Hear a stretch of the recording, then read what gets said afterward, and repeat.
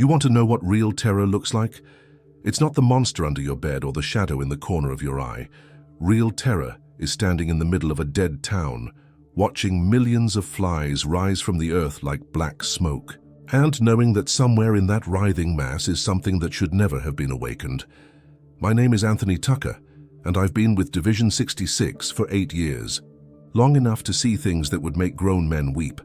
Long enough to carry scars that go deeper than flesh. But nothing, and I mean nothing, prepared me for what we found in Millfield, Maine. The call came in at Joe 3:47 hours on a Tuesday morning, in September. I was already awake. Insomnia comes with the job, cleaning my service weapon when Director Wilson's voice crackled through the encrypted line. His words were clipped, professional, but I caught the tremor underneath. Tucker, we've got a code black in rural Maine. Biological anomaly with supernatural markers. Your wheels up in 30 minutes, code black. That meant civilians were dying and dying badly. The supernatural markers part, that's why they pay us the big bucks and keep us off the official payroll.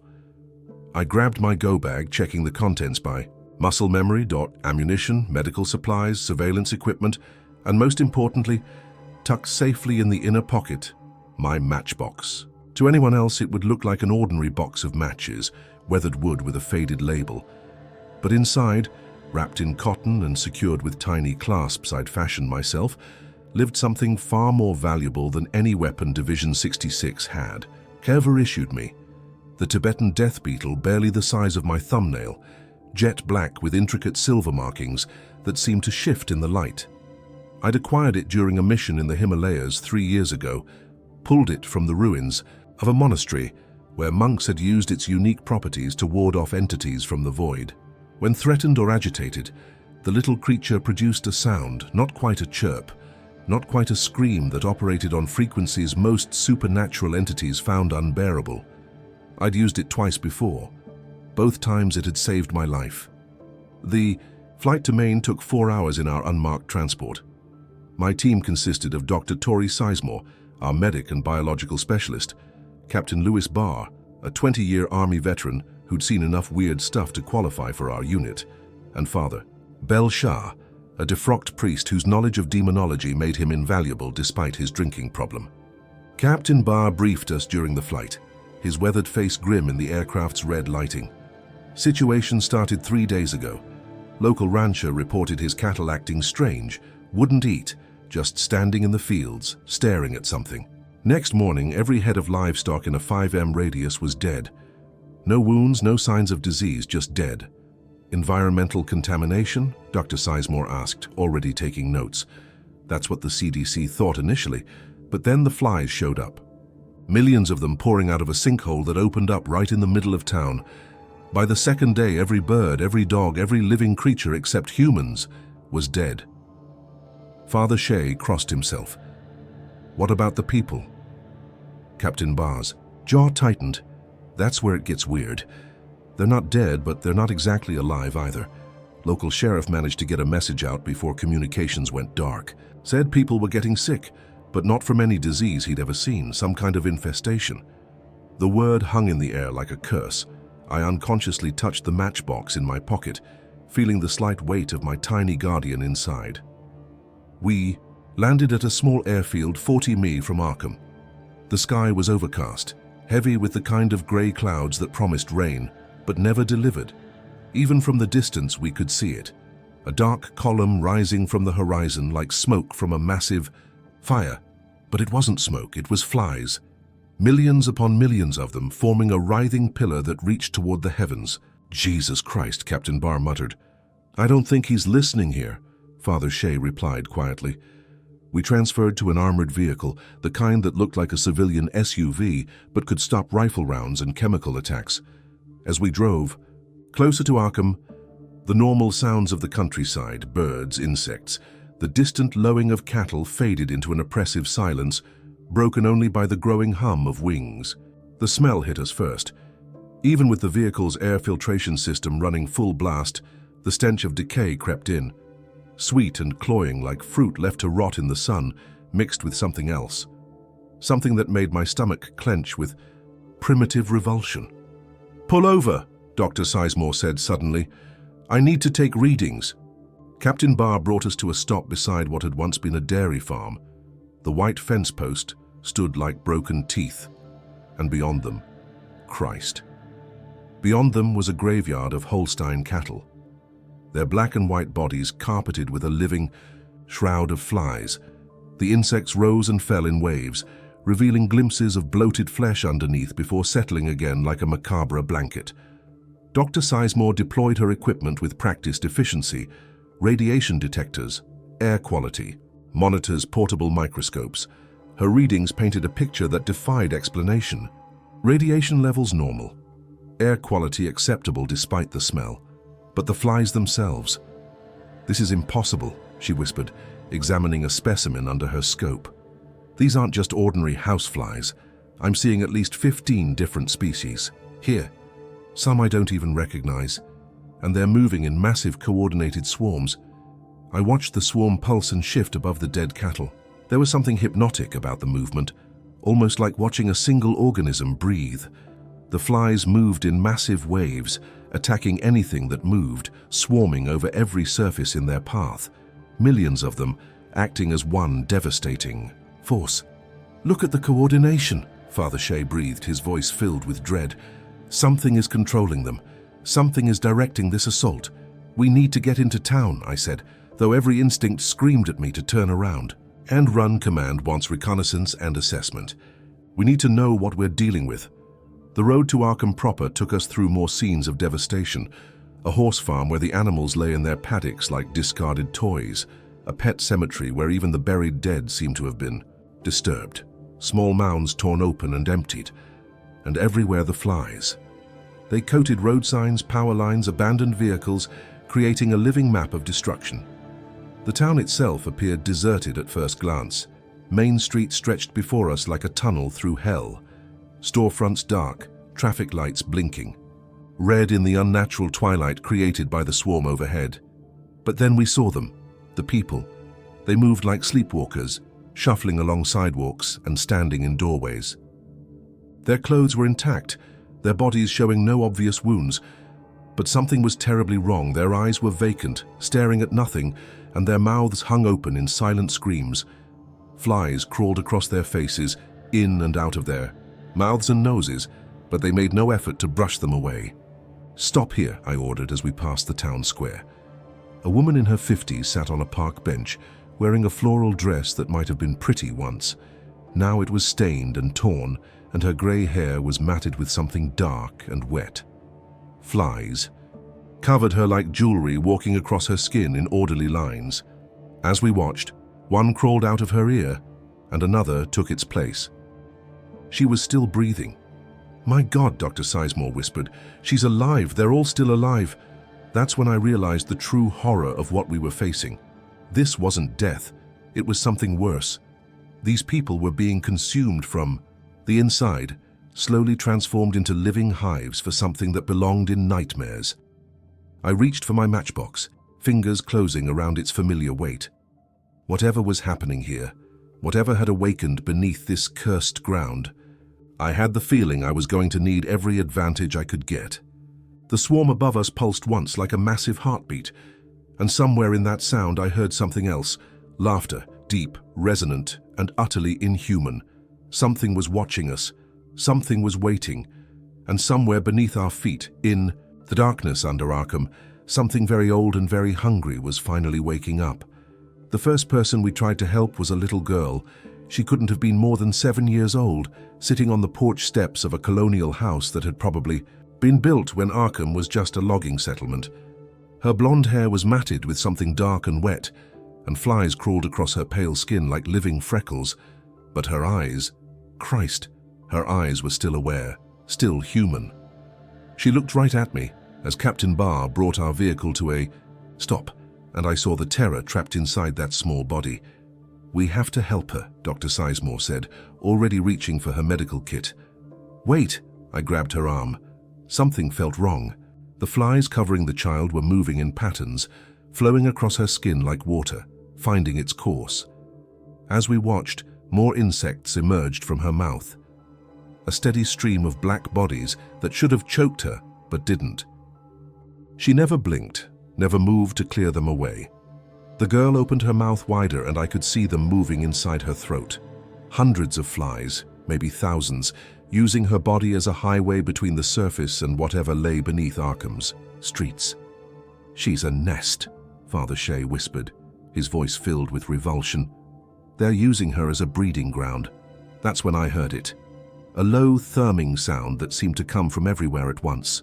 The child's eyes rolled back, showing only white, and her mouth stretched impossibly wide. The stream of flies became a torrent, pouring out of her in numbers that defied physics. The sound grew louder, more intense, until I realized what it was. Millions of wings beating in perfect synchronization. I fumbled for my matchbox, fingers trembling as I opened the weathered lid. The Tibetan death beetle sat motionless in its cotton nest, antennae twitching, as if sensing the supernatural presence around us. I gave the box a sharp shake. The sound that emerged wasn't quite a chirp and wasn't quite a scream. It was something between the two, a piercing note that seemed to cut through the very air itself. The effect was immediate and devastating. The flies pouring from the child's mouth faltered, their coordinated flight becoming chaotic. The massive swarms overhead wavered, individual insects dropping from the sky like black rain. The little girl collapsed, finally free to close her mouth, gasping for air that had been denied to her for who knows how long. "Go, go, go!" I shouted, and Captain Barr gunned the engine. We had maybe 30 seconds before the swarms reorganized, before whatever was controlling them adapted to my beetle's frequency. We made it 6 blocks before the flies found us again. This time, they came like a living tsunami, a wall of black bodies that blotted out the afternoon sun. They struck our vehicle with the force of a sledgehammer, covering every surface, finding their way into the air vents despite our filtration systems. The sound was deafening. Millions of wings beating against metal and glass in a frenzy of supernatural rage. I shook the matchbox again, harder this time. The beetle's cry pierced through the chaos, and once again the flies scattered, but I could feel the effect weakening. Whatever was commanding them was learning, adapting, finding ways around my guardian's protective frequency. There, Father Shea pointed toward a large brick building ahead, the town hall. If there are any survivors, that's where they'd go. Captain Barr drove through streets carpeted with the dead. Not just flies now, but rats, cats, dogs, anything small, enough to be overwhelmed by the swarm. The town hall's windows were boarded up, and I could see figures moving behind the makeshift barriers. People were alive in there, hiding from the nightmare that had consumed their community. We abandoned the vehicle at the building's entrance, racing up the stone steps as another wave of flies descended upon us. I rattled the matchbox continuously now, the beetle's cries creating a barrier of sound that kept the worst of the swarm at bay. But I could feel my little guardian growing weaker with each use. The heavy oak doors were reinforced with steel plates and opened only after Captain Barr shouted our credentials through the barricade. What we found inside broke my heart. 23 people. That's all that remained of Arkham's population of nearly 4,000. They huddled in the building's central hall. Men, women, children, and elderly folks who had somehow managed to escape the infestation that had claimed their neighbors. Their faces were gaunt with hunger and terror, their clothes torn and stained with the evidence of their struggle to survive. The town's sheriff, a heavy-set man named Deputy Carson, met us at the door. His badge was tarnished, his uniform torn, but his eyes still held the steady resolve of someone who'd sworn to protect and serve. "Thank God," he breathed. "Are you with the CDC, the military? We sent out calls for help 3 days ago, but no one's come, no one except you." "We're here to help," I said, not bothering to explain Division 66's true nature. "What can you tell us about how this started?" Carson led us deeper into the building, past families sleeping on makeshift beds of coats and blankets. Started Tuesday morning, old Henrik Larsen was working his property out on Dunick Road when the ground just opened up like God himself had torn a hole in the earth. Henrik said it went down further than his flashlight could reach, and it was making sounds, buzzing sounds. "Did anyone go down there?" Dr. Sizemore asked, setting up a triage area for the survivors. Henrik's boy Tommy went to look the first day. Came back talking nonsense about altars and bones and things that shouldn't exist. We thought he was in shock, you know. Then the flies started coming up. Thousands at first, then millions. Tommy was one of the first to get sick. "Where is Tommy? Now?" Father Shea asked quietly. Carson's face went pale. We had to put him in the basement. He's not Tommy anymore. Not really. The flies got inside him, started using him like some kind of breeding chamber. He begged us to kill us to end his suffering, but none of us could do it. He's just a kid, you know. I exchanged glances with my team. We needed to see the source. Needed to understand what we were dealing with. But first we had to ensure these people's safety. "Sheriff," I said, "we need you to gather everyone and prepare to evacuate. We're going to try to stop this, but if we fail, you can't leave us here." A woman's voice called out. I turned to see a middle-aged teacher clutching two small children to her chest. "My students, they're all gone. All of them. Taken by those things. You can't abandon us too." "We won't," I promised, though I wasn't sure how we could keep that promise. "But we need to find the source of this infestation. We need to go underground." Deputy Carson nodded grimly. "I figured that's what you'd say. There's a way down through the old mining tunnels. They connect to the natural cave system that runs under most of the town. Henrik's hole opens up somewhere down there, in the deepest part of the caves." He handed me a hand-drawn map, crude but detailed. "These tunnels have been here since the town was founded in 1692. The original settlers used them for storage, hiding from Indian raids. There's talk they were used for other things too. Dark things." Father Shea studied the map intently. 1692. That's the same year as the Salem witch trials. No coincidence, I'd wager. Someone was practicing rituals down there long before Henrik Larsson punched through into whatever hell they opened. The plan was simple in its desperation. Captain Barr would remain with the survivors, coordinating their evacuation if we didn't return within 6 hours. Dr. Sizemore, Father Shea, and I would descend into the tunnel system, locate the source of the infestation, and attempt to gather intelligence on what we were truly facing. What we found down there changed everything I thought I knew about the nature of evil. The entrance to the mining tunnels was hidden behind the town hall's furnace, a narrow opening that had been bricked up decades ago. Captain Barr used shaped charges to blow through the barrier, revealing a wooden staircase that descended into absolute darkness. The smell hit us immediately, not just decay, but something older, more primal. It was the smell of things that had been dead for centuries, mixed with the sulfurous stench of something that should never have existed on Earth. Our flashlights carved weak paths through the darkness as we descended.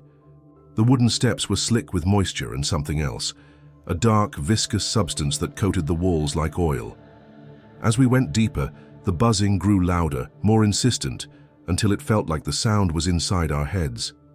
"How deep do these go?" Dr. Sizemore asked, her voice barely audible over the thrumming of wings.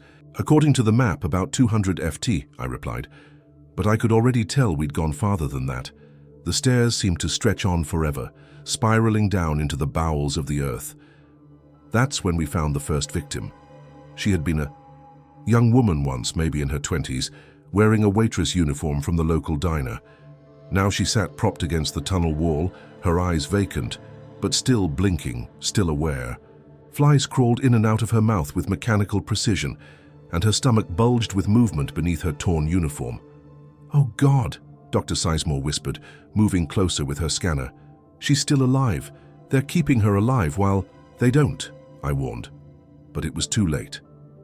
The woman's head turned toward us with a wet, grinding sound, and her mouth opened wide, not to speak. She was far beyond speech now, but to release another stream of flies that poured out of her like water from a broken dam. I shook my matchbox frantically, and the beetle's cry sent the swarm into disarray, giving us time to move past the living incubator. But I could see more of them now, positioned at regular intervals along the tunnel walls. Men, women, even children, all serving as breeding chambers for whatever was growing beneath Arkham. "They're strategically placed," Father Shea observed grimly. "Centuries or maybe nodes in some kind of communication network." We pressed deeper, past more victims in various stages of infestation. Some still retained enough humanity to track our movements with their eyes, silently pleading for death. Others had progressed further, their bodies so thoroughly colonized that they no longer resembled anything human. The tunnel began to change as we descended. The rough stone walls gave way to something that looked almost organic, dark pulsing surfaces that seemed to breathe with a life of their own. Veins of some unknown substance threaded through the rock, glowing with a sickly phosphorescence that hurt to look at directly. "The walls are moving," Dr. Sizemore said, pressing her scanner against the surface. "There's some kind of biological activity here. It's like the entire tunnel system has been infected, turned into part of some larger organism." That's when we heard the singing. It was coming from below us. A chorus of voices that shouldn't exist, not human voices, something else. Something that had learned to mimic human speech but got the melody wrong. The words were in a language I didn't recognize. But Father Shea went rigid when he heard them. "No," he whispered, "the supposed language of angels. But this is corrupted, perverted. Someone is using it to call something up from the depths." The tunnel opened up into a vast cavern, so large our flashlights couldn't find the far walls, but we could see the center, and what we saw there made my blood freeze. An altar, not Christian, not pagan, but something older than both. It was carved from a single piece of black stone covered in symbols that seemed to writhe and shift in our light. Around it, arranged in perfect concentric circles, were hundreds of bodies, not recent deaths, but ancient corpses, some nothing more than bones and rotted cloth. And standing beside the altar, leading the Enochian chant that echoed through the cavern, was Tommy Larson, or what had been Tommy Larson. The boy's transformation was horrifying to behold. His body had been stretched and distorted, elongated, like taffy pulled by invisible hands. His skin had taken on a translucent quality, and beneath it we could see millions of flies moving in organized patterns like blood flowing through supernatural veins. But it was his eyes that truly showed the extent of his corruption. They had been replaced by compound structures, multi-aceted like an insect's, reflecting our flashlight beams and thousands of tiny fragments. When he opened his mouth to continue, his chanting flies poured out in an endless stream, each one carrying his words to every corner of the cavern. He was conducting them. This thing that had been a 15-year-old boy was orchestrating the entire swarm, directing their attacks with gestures that left trails of buzzing insects in the air. And with each word of his corrupted prayer, with each gesture of his transformed hands, something was responding from far beneath the earth. I could feel it now, a presence vast and malevolent pressing against the barriers between worlds. The flies weren't just random insects anymore. They were fragments of something much larger, pieces of an entity that was trying to pull itself together in our reality. Beelzebub, Father Shea breathed, his face pale with terror. The Lord of the Flies. He's using the boy as an anchor point, a way to manifest in our world. That's when Tommy Thing noticed us. His compound eyes fixed on our position, and his mouth stretched wider than any human mouth should. The sound that emerged wasn't a scream. It was the sound of a million flies all taking flight at once. The cavern filled with the thunder of wings. Their swarms descended from every crack and crevice in the stone. I shook my matchbox frantically, the beetles' cries creating pockets of clear air around us, but there were too many. The protective frequency that had saved us before was overwhelmed by the sheer volume of insects responding to their master's call. "The altar!" Father Shea shouted over the chaos, pointing toward the ancient stone structure. "There's something on it, some kind of focus." Through the swirling mass of flies, I could see what he meant. Above the altar, suspended in the air by invisible forces, was a heart.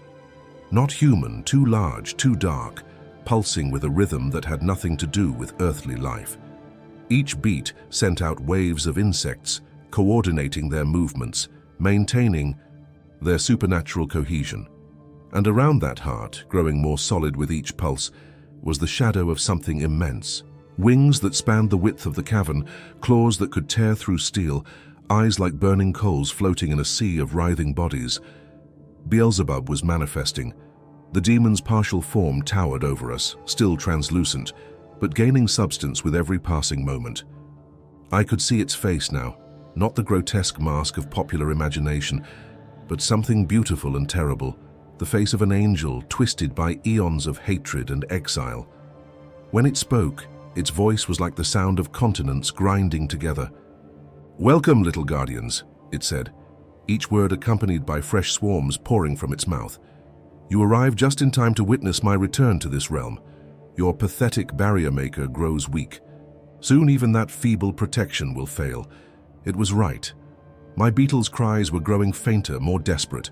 The ancient creature was exhausted, pushed beyond its limits by the supernatural pressure surrounding us. Soon, we would be defenseless against the swarm. But as I watched Beelzebub's form solidify, as I saw the heart above the altar pulse with increasing intensity, I began to understand the true scope of what we were facing. This wasn't just about Arkham or even Maine.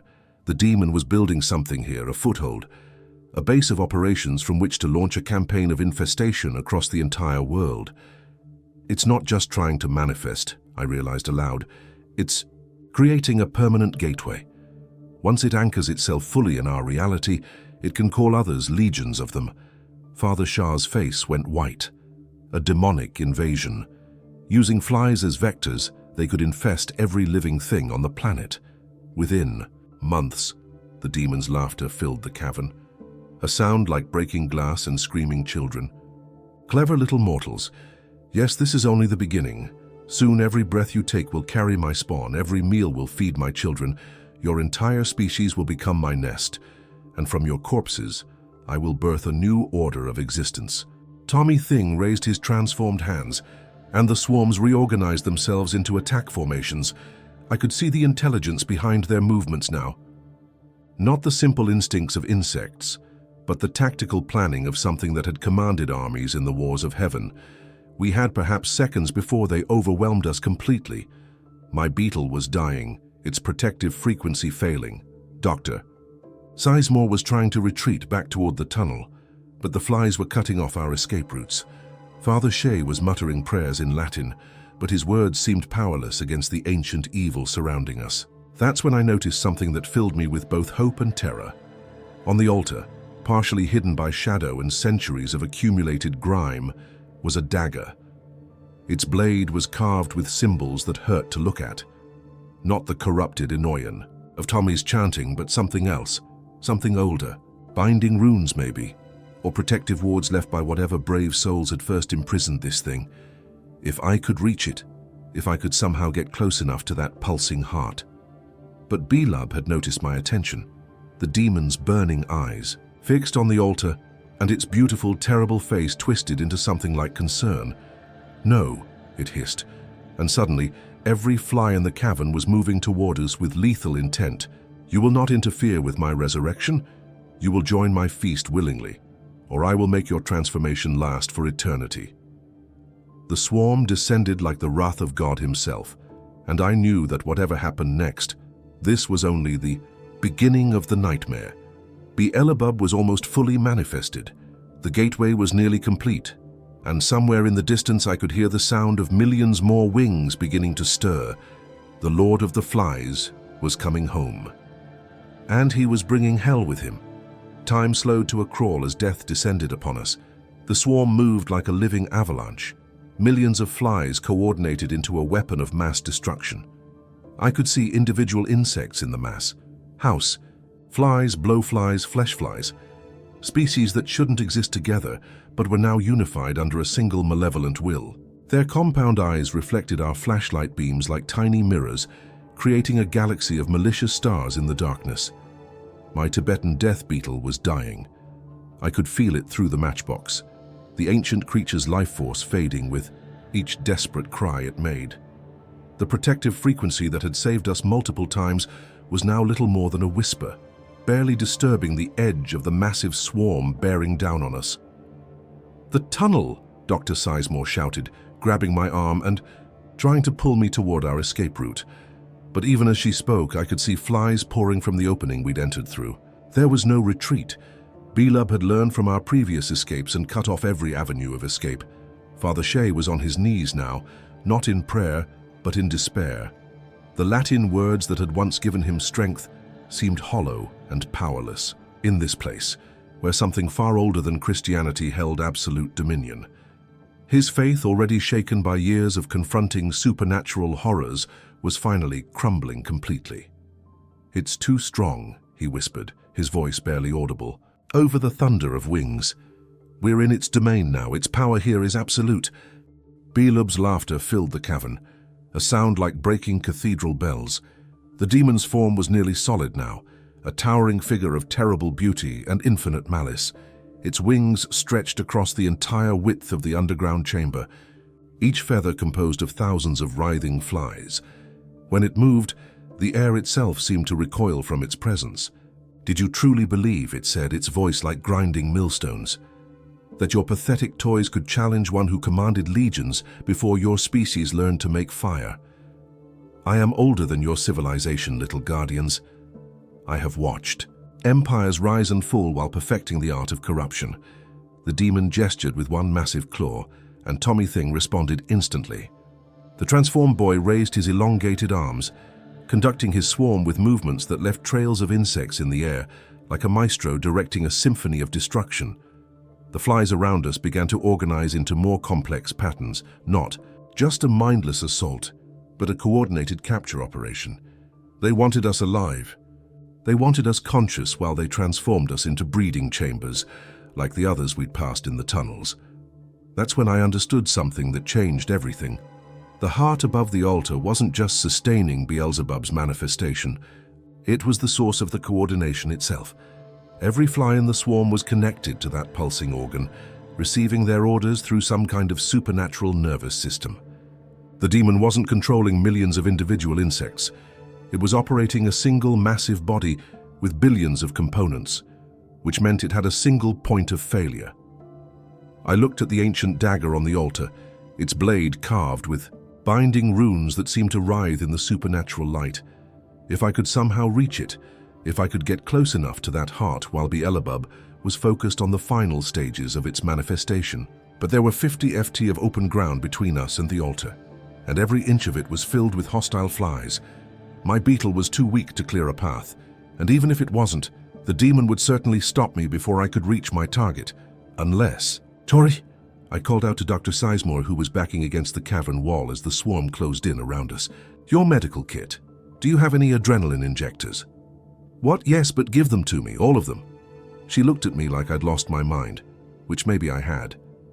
But as I watched the flies settling onto Father Shay's shoulders, beginning their slow infiltration of his clothing, I knew it was our only chance. "Anthony, what are you thinking?" she asked, even as she fumbled for the injectors with shaking hands. "Something incredibly stupid," I replied, taking the medical devices and jamming them against my thigh through my protective suit. The drug hit my system like liquid lightning, flooding my body with artificial energy and superhuman focus. "When I give the signal, you and Belle run for the tunnel. Don't look back. Don't try to help me. Just get out and seal the entrance. We're not leaving you here," Father Shay said. Though his voice lacked conviction, the flies were crawling across his face now, exploring his features like tiny, malevolent hands. "You're not leaving me," I said, pulling out my matchbox and giving it one final desperate shake. "You're giving me the chance to end this." My beetle's cry was barely a whisper now, but it was enough. The flies around us hesitated for just a moment, their perfect coordination disrupted by the ancient frequency. It wasn't much, maybe 3 seconds of confusion, but it was all I needed. I ran toward the altar like my life depended on it, which it did. The adrenaline in my system made everything hyper-real. I could see individual flies turning to track my movement, could hear Beelzebub's roar of rage as it realized what I was attempting, could feel the very air growing thick with supernatural malice as the demon focused its full attention on stopping me. "Foolish mortal," it bellowed, and suddenly every fly in the cavern was converging on my position. "You dare profane my sacred space!" I dove and rolled as a wall of insects slammed into the ground where I'd been standing. The impact was like being hit by a freight train made of buzzing hatred. Flies filled my vision, my hearing, trying to force their way past my protective gear and into my body. I shook the matchbox frantically, and my dying guardian managed one more weak cry. It wasn't enough to scatter the swarm, but it created a small pocket of clear air around me, just enough space to keep moving, 20 FT from the altar. Now, the ancient dagger was so close, I could see the individual runes carved into its blade. But Beelzebub wasn't finished with me yet. "If you will not serve willingly," the demon hissed. "Then you will serve as an example to others." Tommy Thing stepped directly into my path, his compound eyes reflecting my desperate face in 1,000 tiny fragments. This close, I could see the full extent of his transformation. His skin had become translucent, revealing the constant movement of insects beneath its surface. When he opened his mouth, flies poured out like water from a broken pipe. But it wasn't the flies that stopped me cold. It was the voice that emerged from that ruined throat. Still Tommy's voice, still recognizably human despite everything that had been done to him. "Please," he whispered between the streams of insects. "Please kill me. I can't stop what they're making me do. I can feel every one of them inside me, using my body, using my mind. Please make it stop." The adrenaline in my system made the decision for me. I couldn't reach the altar while Tommy Thing blocked my path, and I couldn't fight him without hurting what was left of an innocent 15-year-old boy who'd simply been in the wrong place at the wrong time. So I made a choice that will haunt me for the rest of my life. I pulled out my sidearm and put 3 rounds center mass into what had been Tommy Larson. The effect was immediate and horrifying. The boy's transformed body collapsed, and suddenly, millions of flies that had been using him as a host spilled out onto the cavern floor. But instead of dying, they began to swarm upward toward the pulsing heart above the altar, drawn by some supernatural magnetism. Babub's roar shook the entire chamber. "You have destroyed my conductor, my beautiful instrument," but I was already moving, the last of my beetle's strength creating a narrow corridor through the chaos. 15 FT now, 10-5. I reached the altar as the demon's fury reached its peak. The heart above me pulsed faster now, glowing with malevolent energy as it struggled to maintain control over its scattered components. This close, I could see what it really was. Not an organ in any biological sense, but a nexus point, a place where Beelzebub's essence intersected with our reality. The dagger's handle was carved from what looked like bone, worn smooth by centuries of use. The moment my fingers closed around it, visions flooded my mind. Images of the original cultists who had built this altar, of the rituals they had performed, of the binding they had created to keep this exact evil imprisoned. They had known this day would come. They had prepared for it. The blade felt impossibly heavy in my hands, as if it weighed more than the laws of physics should allow. But I could feel its power too, ancient, purposeful, designed specifically for this moment. Burb's shadow fell over me as I raised the weapon toward the pulsing heart. "You understand nothing, mortal. Even if you destroy this anchor, I will simply find another. Your world is already infested with my children. They will spread my influence to every corner of your reality." Maybe, I said, gathering every ounce of strength the adrenaline had given me, but not today. I drove the dagger upward with everything I had. The blade met the heart with a sound like reality tearing. The organ didn't just bleed, it screamed, a sound that existed on frequencies human ears were never meant to process. Otherworldly, I poured from the wound, hissing where it struck the altar stones. Beelzebub's manifestation began to unravel immediately. The flies that composed its form lost their cohesion, becoming individual insects again, confused and directionless, its beautiful, terrible face contorted in agony and rage. "This is not possible," it gasped, its voice fragmenting as its essence was pulled back toward whatever hell had spawned it. The binding was broken. The seals were shattered. "New seals," I said, understanding flooding through me as the dagger's purpose became clear. The blade creates new ones. The demon's eyes, those burning coals that had promised infinite suffering, fixed on me with hatred that transcended mortal comprehension. "You have won nothing, little guardian. I am eternal. I will return. And when I do, I will remember you. I will remember your face, your name, your scent. I will turn everyone you have ever loved into my spawn. I will make your world into a garden of corruption, and you will watch it all happen from inside one of my breeding chambers." The heart gave one final massive pulse, and then collapsed in on itself with a sound like reality, sighing in relief. Beelzebub's form dissolved completely, the millions of flies that had composed it dropping to the cavern floor like black snow. But even as they died, I could hear the demon's final promise echoing through dimensions. "I will return. I will turn this entire existence into rot and ruin. This is not defeat, mortal. This is merely delay. Silence fell over the cavern like a heavy blanket. The supernatural pressure that had made breathing difficult was gone, replaced by the normal weight of earth and stone. My beetle, freed from the strain of fighting otherworldly influences, managed one final triumphant chirp before falling still in its matchbox home. I collapsed beside the altar, the adrenaline crash hitting me like a physical blow. My body felt like it had been put through a blender, and every breath was agony, but I was alive. And more importantly, Beelzebub was gone for now. Dr. Sizemore and Father Shea found me there 20 minutes later, having fought their way through the tunnels filled with dying flies. The priest looked like he'd aged a decade in the past hour, but there was something in his eyes that hadn't been there before. Not quite faith restored, but hope at least that evil could be fought and sometimes defeated. "Is it over?" Dr. Sizemore asked, kneeling beside me to check my vitals. "This part is," I said, looking at the dagger still embedded in the remains of the heart. But it was right about one thing. This was just a delay. Somewhere out there in the spaces between realities, it's already planning its return. We made our way back to the surface as the sun set over Arkham. The surviving townspeople were evacuated to a FEMA facility, their official story involving a chemical spill and mass hallucination. The town itself was quietly condemned and purchased by a series of shell companies that would ensure it remained abandoned forever. The tunnels were sealed with concrete and steel, then sealed again with symbols carved by Father Shea. Not quite the binding runes of the original cultists, but something similar.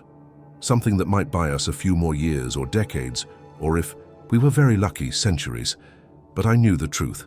Bube's promise wasn't idle boasting. It would return, and when it did, it would be ready for whatever defenses we could mount. The Lord of the Flies had learned from this encounter, just as we had. That night, in my motel room 50 mi from Arkham, I opened my matchbox to check on my guardian. The Tibetan death beetle was still alive, though barely. Its ancient carapace was cracked, and its movements were slow and labored. It had given everything to help me save the world. And like all heroes, it would carry the scars forever. I gently closed the box and placed it back in my pocket. Tomorrow there would be debriefings and reports and questions I couldn't fully answer. Division 66 would want to understand what we'd faced, how we defeated it, and how to prepare for the next incursion. Because there would be a next time. In a universe where things like Belub existed, there was always a next time. But for tonight, for just a few hours, the world was safe. The flies were quiet. The dead could rest, and somewhere in the darkness between dreams and waking, I could swear I heard my beetle chirp once more. Not in warning this time, but in quiet satisfaction. We had done good work today. We had held the line between order and chaos, between the world that is and the hell that waits beyond. And tomorrow, if necessary, we would do it again.